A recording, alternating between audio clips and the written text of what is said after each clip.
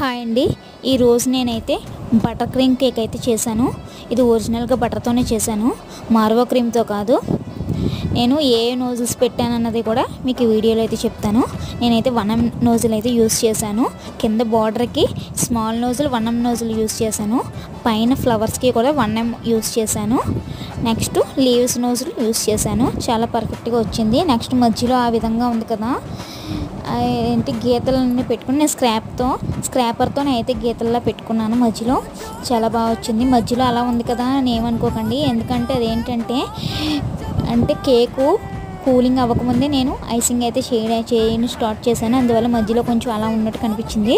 నేను మెల్ట్ అవ్వకుండా ఉండాలంటే బటర్ క్రీమ్ కేక్ కొంచెంసేపు ఫ్రిడ్జ్లో పెట్టుకుంటే ఒక 10 నిమిషాలు మళ్ళీ తీసి మళ్ళీ వాడుకోవచ్చు. నేను ఈ విధంగా అయితే డిజైన్ రెడీ చేశాను. ప్లీజ్ లైక్ చేసి, షేర్ చేసి, కామెంట్ చేయండి. సబ్స్క్రైబ్ మాత్రం చేసుకోవడం మర్చిపోవద్దు. Thank you.